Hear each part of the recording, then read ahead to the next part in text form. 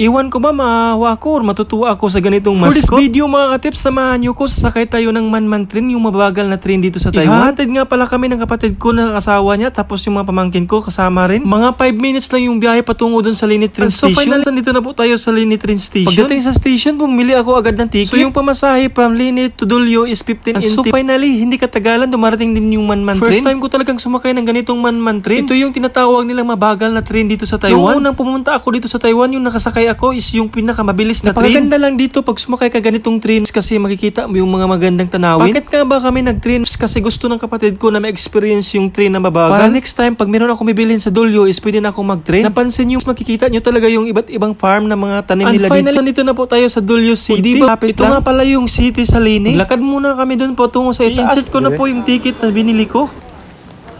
So yan guys, naman nakita ako mascot.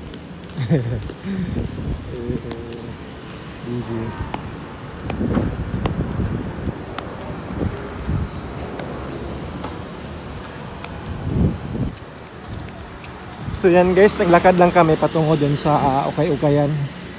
So madadaanan po natin yung EEC na Pinoy Store, yun oh, EEC Store. Ito na guys, nandito na tayo sa D-Market dito sa Taiwan. Sa Dulyo po ito guys.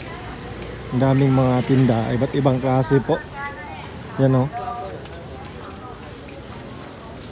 Kung sa atin papara itong Divisoria or yan.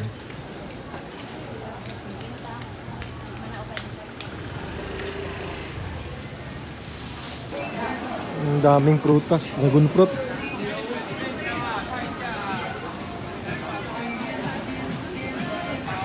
Durian. Grabe, ang laki ng mga mangga.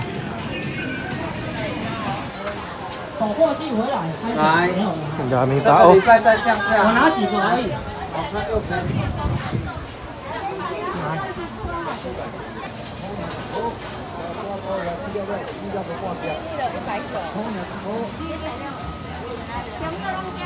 Yo.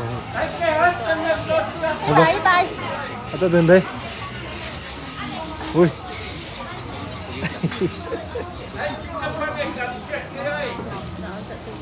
Ilang baki dayo?